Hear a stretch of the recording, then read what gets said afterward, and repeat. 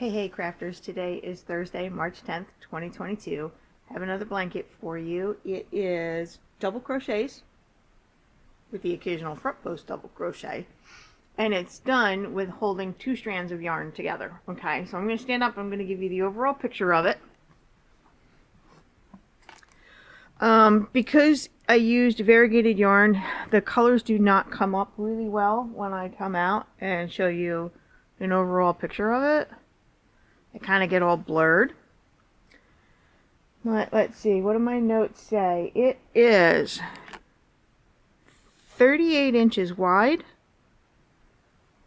while being 39 inches tall. So almost squared. Almost. Let's start down here at the bottom. It's pink, blue, and yellow variegated mixed with a strand of plain old white. This is green, blue, and pink. This is yellow, dark pink, light pink, blue, and an aqua kind of color. Maybe green, maybe it's coming up green. This one's my favorite, and the camera right now is just not doing it justice. It could be because of the sunlight in the house. It is pink, yellow, and this light shade of tan that's coming up gray in the camera. I'm hoping when I do edits it'll show up a little bit better. And then back to the blue, pink, and green. And then a repeat of the yellow, pink, and blue. So it is a baby blanket. I made it specifically for babies.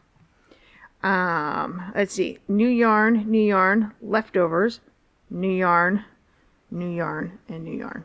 Alright, so let me take it down off of my bookshelf and we'll sit and I'll give you some details. Okay, so I'm calling this one messing around with front post double crochets because you have to try out a stitch and practice it to get the hang of it, and the best thing to do is just go ahead and make a blanket out of it while you're practicing. So I made this back in April and May of 2014, so it is 8 years old. Going on 8 years old, it's close enough. Alright, so I do have a set of notes that I'm working from. I sat down with the blanket last week and I wrote down a set of notes on what I did. So let's see, my initial starting chain was 118 plus 3, and that plus 3 is your turning chain that does act as a stitch when you come back on the next row. So you see, I did, this would have been chain number 118, and then I would have done 3 more, and then I would have done my first double crochet in chain number 118, and this chain 3 acts as a stitch because you see I worked into it when I came back. Alright, so 118, and then my first row of course is all double crochet. Alright, and then second row is double crochet, third row is double crochet, my fourth row is double crochet, but my fifth row, this is where I started having fun with the front post, okay? I did a double crochet in your normal spot at the top of the stitch of the previous row. And then I did a front post double crochet here. Then a regular double crochet, front post, regular front post. Now front post is, oh, I don't have my hook with me. I'll just use my pen. Front post, you would put your hook in and go around the post of the previous stitch. And the post is talking about the legs of the stitch because you have to learn stitch anatomy. This is called the post of a double crochet. So you are working around the post and you are doing it from the front. Okay? So that creates this little bumpy texture right here. And I love it. It's also a stitch that is used for waffle stitches. So I did this row where it was front post, regular, front post, regular. I did it every 5 rows. So this is row number 5, and you'll see 6, 7, 8, 9, and then row number 10, they are still front post, but you'll see that they're on the other side. That's because row 10 is on the opposite side of row number 5. So the blanket is completely reversible. Alright, so I also did this blanket holding 2 strands together. I held a strand of white yarn. See if I can you see it right there with the pink? There's a strand of white in there. And then the strand of variegated, and the variegated was pink, blue, and yellow. So it's 2 strands of yarn together. And then when I ran out of this first color, because this first color is repeated on the other side of the blanket, okay? When I ran out of this, I switched over to this one, the pink, blue, and the green. When I ran out of this, I did this color, which I love this one because it's got 2 shades of pink in there, darker pink, lighter pink, although it could almost be like a peachy coral color, and brighter yellow instead of the pastel yellow. And then the blues and the greens, I loved this color. Then my 4th color block wound up being the biggest one. It's got the most rows to it because I used a brand new ball of yarn that was like, I don't know, 3 or 5 ounces of yarn. Yeah, I'm sorry. There's so much noise in the background between my furnace and the trash truck. Hopefully you can't hear that. All right, so this one is, it does actually have 2 shades of pink in it. It's got this, this pink right here, and then right next to it, it's so pale, it almost looks white. And then this pale shade of yellow that is so pale, it blends in with the white. And then I'm really hoping the camera's picking this up better. This is it's a tan or a taupe color. It is not gray, and I love this. It is so pretty to look at. And I know that it's kind of a jarring color change to go from this soft pastel color right back to this bright blue, green, and pink. But I take chances with color like that, and it usually works out for me. So while looking at it right here, you're thinking, okay, yeah, that does not go together. But when you hold the blanket up, I think it works. So this is a color repeat from the beginning of the blanket, and then this, another color repeat. So I have a total of 6 color blocks. 1, 2,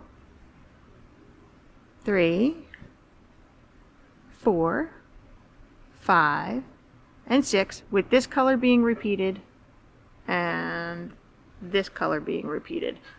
The blanket is just not cooperating with me today. Alright, and then those front post double crochets were done every 5th row. So it wound up being row 5, 10, 15, 20, 25, 30, 35, 40, 45, 50, 55, 60. So on row 60 would have been my last row with the front post double crochets. And it would have been on the back side, so it actually looks like it's a back post double crochet, but nah, it's just done on the other side. And then I had 4 more rows. 1, 2, 3, yeah, 4 more rows of regular double crochet, and then my last row, row 65, is single crochet to finish off the blanket. Okay, I did not do a border because check out my edge. Look how nice and neat my edge is. I didn't put a border on it, partly because I was all out of the variegated yarn and I just had white yarn left, and I didn't want to do white around it. I thought maybe the white would have distracted from all these pretty colors.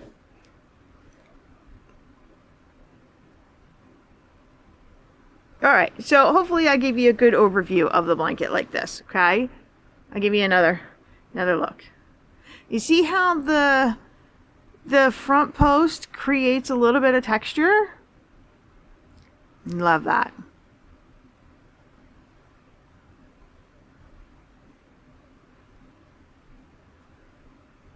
Okay, so now I'm going to go sit on the other side of the camera and we'll sit and talk about some more of the details that I have written down in my notes. Okay, so hold on 1 second. Okay. Oh, I got you guys sitting right. Okay, So is that a corny title for a blanket, messing around with front post double crochets? Because that's what I do. Back in 2014, the waffle stitch had been very popular. I actually have other blankets that are true waffle stitches where you do 2 front post and then 2 back post, 2 front post, 2 back post, right? And it creates this waffling texture in a blanket. I actually do have other blankets that are like that with the full-on waffle stitch. But I actually enjoy making front post double crochets. I think they're fun, and I think they create a little bit of texture where you want something, you just don't want a flat blanket, okay? You want to give it some interesting feature. So, and I was just messing around with the front post double crochet, you know. I had no plan for it. I just, when I got to that 5th row, I did, I start off with just a regular double crochet made in the proper spot on a stitch, and then the next one would have been the front post. So I have fun doing that, and that's why I call that messing around with front post double crochets, right? Oh, and when I wrote it down on this little card, when I put the little lines under the F, the P, the D, and the C, because that's its abbreviation. When you see it in a pattern, it'll say FPDC, which means front post double crochet. And if it's a back post, it'll say BPDC. Okay, and of course it's American terms. I'm in America. I'm in the United States, so it's American terms. It is 2 strands of yarn held together. I cannot tell you all the yarn that I used. I know that the plain white that I used is from Karen. It's Karen Simply Soft, but it was their light line that they had. So it's not a number 4 medium worsted weight. It's a number 3. It's a light worsted weight. Unfortunately, they discontinued it a couple years ago, so it's no longer being made. And I actually do have some of it left over somewhere from another project, but it's not right in my line of sight. It must be buried in a bin somewhere. So I can't even show you what the label looks like. Not yet anyway. So all the white throughout the whole blanket is Karen Simply Soft Light, and it's a number 3 light worsted weight, okay? So then for these variegated colors, this one here and this one, I had 2 balls of this color and 2 balls of this color. They were literally little tiny balls of yarn, okay? They were sample yarns that were being sold at a craft store that I had called AC Moore that closed in the last couple years. They always had these balls of yarn. They could be, 2 ounces, 3 ounces, and they were just samples. Okay, they usually didn't have color names. They didn't have dye lot numbers. They even on the label it didn't tell you if it what weight it was. You actually had to guess. And these thankfully were a 3 weight. They were thin, not like lace weight or sport weight. They were thin, so I knew that they were a 3 weight, right? And they just sat around for so long, and I'm like, well, what in the world can I do with them? Oh, I cannot sit with this today. It's too warm. Whew.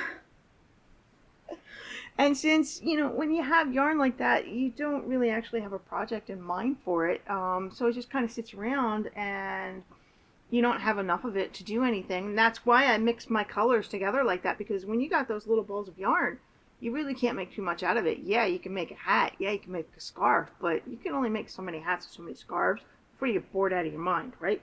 So, and I've always been a blanket maker. So when I have yarn like that, I just save it until I have enough of these random colors.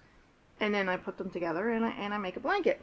So I don't have a problem with my random color choices. I enjoy that. I love mixing colors together. So yeah, those first 2 colors. This one here, this 3rd color block.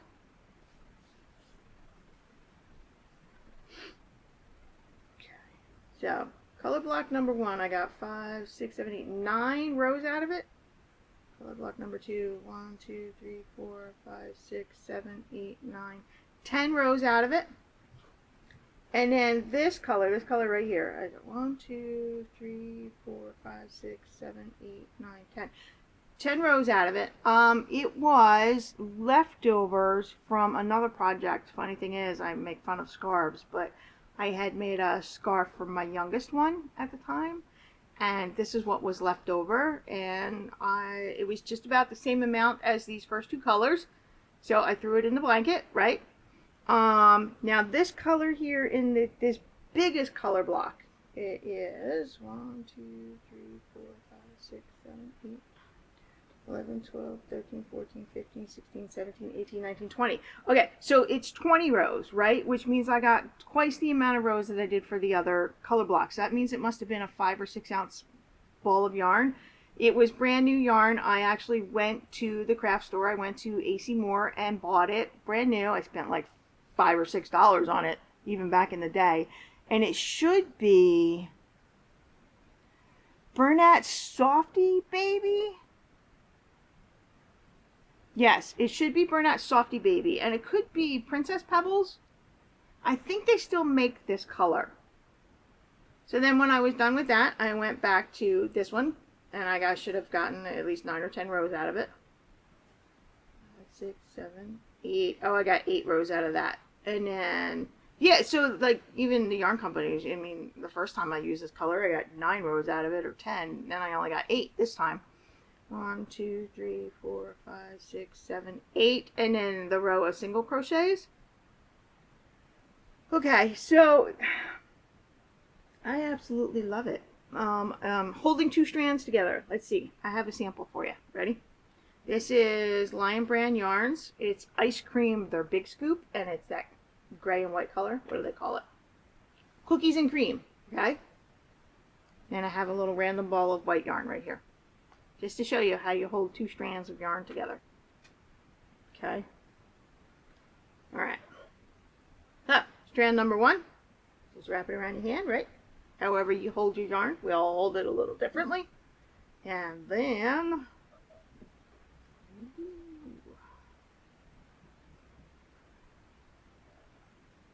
Alright. So, see that? No, I just hold it like I normally do. And again, I wasn't smart enough to bring a hook over here with me today.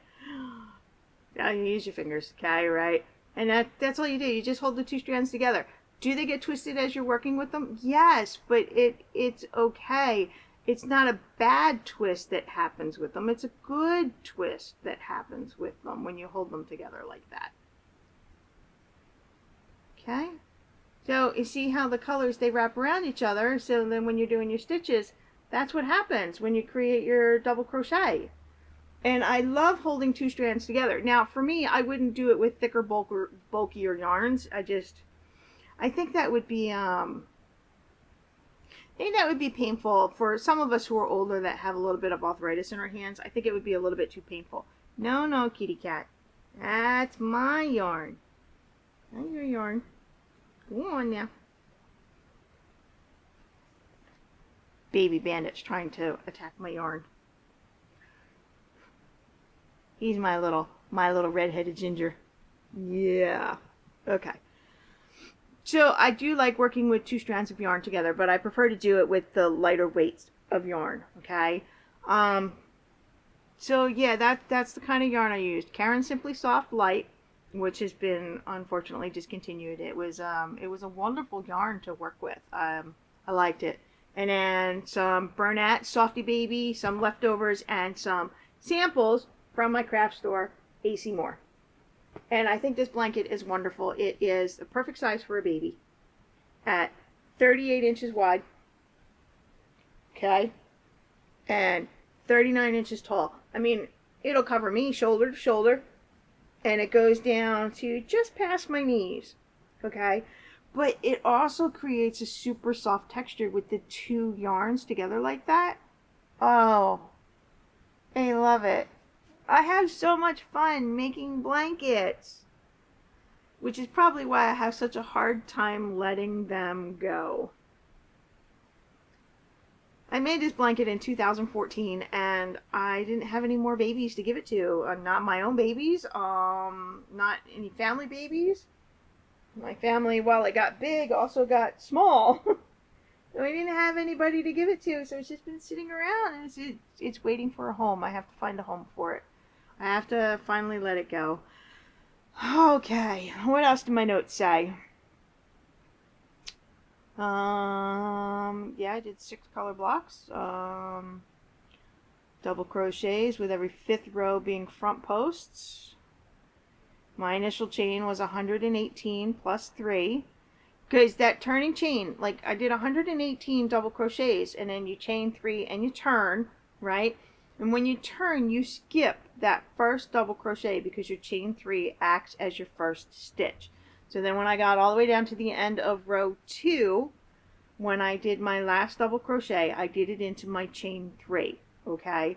So that means it's 119 stitches across, all right? And I did 64 rows total of the double crochet. My 65th row was just single crochet to finish it off. I didn't do a border.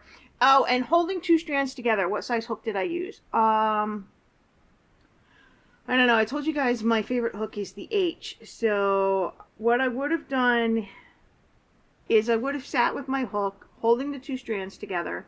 I would have done a small chain with the H, which is a 5mm, I want to say.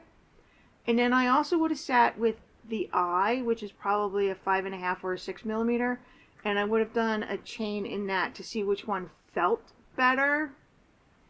But I'm looking at how tight these stitches are, and I don't crochet tightly. I crochet big and loose, so more than likely I used an H. But again, back in 2014, I wasn't writing notes as I was doing things, and I didn't save the ball bands. That's why I have a hard time identifying the yarn, although I'm pretty sure this is Princess Pebbles. So yeah, I would have used an H or an I. I'm thinking it's an H. So I mean, I write down, 5mm, 6mm, or 5.5mm, just because, it gives you an option of if you want to make this blanket of how to do it. Can I tell you yardage wise how much yarn I used? No. Those little sample balls, I have no idea. And since AC Moore's closed, they closed and they don't make this yarn anymore. I have no idea. I mean, I can stick it on a postal scale and weigh it and try to figure out how much yardage or ounces that I used, and maybe I'll do that at some other point. But since I'm already done with it, it doesn't matter to me. Just use your leftovers or go out and buy brand new yarn. My blanket patterns are so flexible, you can do almost anything to them. I did have any other notes? Nope, that's all the notes I had on it. Okay. Now the cat left me, maybe I can roll this yarn back up, huh? I borrowed this from my mom, this cookies and cream. I borrowed it from her so I can show you how I hold 2 strands of yarn together. Oh, my mom. Did you guys watch that video where I helped my mom out? We got in the car accident on the way home. Took my minivan to the auto body shop so they can write up the estimate for the insurance company. It's like $2,500 to fix it because my whole lift gate needs to be replaced. The other driver had hit me pretty hard. But it doesn't go in the shop till the end of April, and then I have to 2 weeks. It's gonna take like 2 weeks to replace my lift gate and to fix my back bumper. So 2 weeks I'm gonna be without my minivan, But that's okay because we have a second car, so that's all right. There we go. Now I don't have to worry about the cats. My cats don't just like to play with yarn. They like to eat it, which is why I don't let them near it. I see pictures on the internet all the time of people and their cats sitting with them while they crochet or work. I cannot do that for some reason. Every cat that I've ever owned doesn't just play with the yarn. They actually eat it, and it's very unhealthy for them to do that. The yarn can get twisted up in their intestines, and it could kill them. So, if my cats just swatted it around or just laid on it, it would be fine. But no, they chew on it and they try to eat it. So I have to keep my yarn hidden from my cats. And they've only been with us for a year and a half. It'll be 2 years in August that we've had them. So, they're not old enough to understand that they need to stay away from the yarn. It's not good for them. Okay, so I think that is all I have for today. So 2014 I made that blanket. I will be selling it. I will be putting it in my Etsy shop. I will be writing up a blog post with my pattern notes, because I mean, is it really a pattern? It's just something that I did. I don't know if it can qualify as pattern or not, but I enjoyed making it. I like making it up as I go along. Yeah, that's actually what I do for a lot of my blankets. I make it up as I go along. I mean, out of all the blankets I've shown you so far, I don't think I've shown you one that was made off of somebody else's pattern. Not yet. I mean, I do have a few, because I participate in crochet alongs, like Ubuntu and Sophie's Universe. Yeah, I do. I'm looking at my pile over there. I'm sorry. So I think, like I told you guys, I was going through the pictures folder in my laptop to help me date the blankets that I have. I do have 2 or 3 other projects from 2014. One of them is just granny squares, and they're just in a pile, so there's nothing to be done with them just yet. They're not anywhere close to being put into a blanket.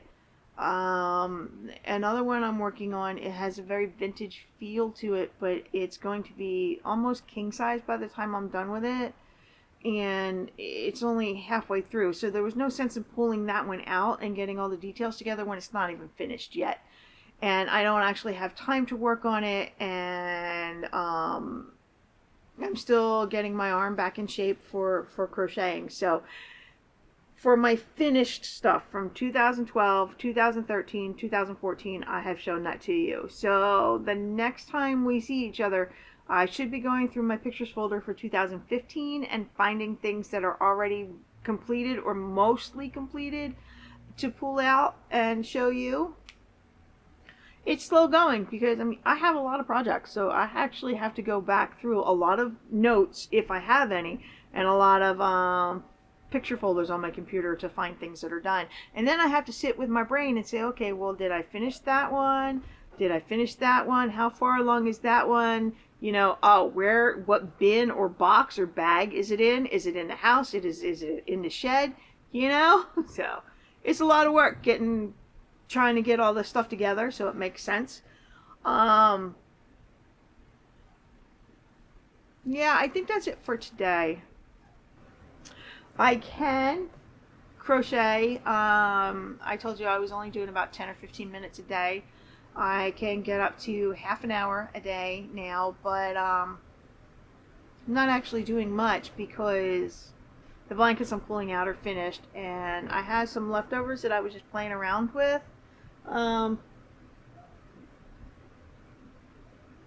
They're over there. Like the Karen cakes that I was working with, that's 80% acrylic, 20% wool. I'm just using those leftovers just to get my arm back in shape. My rotator cuff is feeling pretty good as long as I'm not moving heavy furniture around. Like my husband and I just bought kitchen cabinets, the tall pantry cabinets that go around the fridge. And I did help carry them in, but I made sure I had a nice, good, strong grip on it. We went nice and slow, so my rotator cuff is feeling pretty good. It healed really well for not having surgery done to it, for doing it naturally, letting it heal. But that I'm supposed to go out and have an ultrasound done on the cyst in my arm, but with the global pandemic and the germs that go on out there, I'm trying to stay away from medical facilities because, they have sick people in them. Sick people who touch their faces and touch other things. And I'm not exactly a germaphobe, but just maybe I'm towing the line at it. So I keep putting the ultrasound off to find out why that cyst is, if it's sitting on a nerve cluster or whatever. So, I mean, I'm getting there with the crocheting, so... But I am spending a lot of my time working through all the stuff that I have finished. So, if all that makes sense. I don't know. You put me in front of a camera, all I do is talk, talk, talk, talk, talk. So, maybe I'll just wrap it up right there. If you like today's video, give it a thumbs up. Drop a comment down below. Talk to me about anything. Just say hi. I would love to talk to you. And subscribe if you like the kind of content that I'm putting out. And you can find me on Facebook at Granny Square Peg. I actually do post pictures of my projects at on Facebook, because my Facebook Granny Square Peg I've been doing that since like 2013. So I'm pretty consistent with that. I'm not on Instagram with the crocheting. I do have a blog called Granny Square Peg, but I don't post a lot there. It's slow going, taking all of my words here and trying to put it in written form. I've got some kind of disconnect, but I'm working through it. So, timing on my camera, I gotta wrap it up. Right, so my name is Jenny, this is Granny Square Peg. Thank you for watching my videos, and I will see you guys. Filming schedule-wise, I'm finding the weekends hard. And with school, taking the kids to school and doing a college run with my oldest, I can only film on Tuesdays and Thursdays. So Tuesdays is my bookbound videos. Jennie Larkin is bookbound. And then Thursdays are my Granny Square Peg videos. So I will probably see you guys next Thursday, okay? Bye!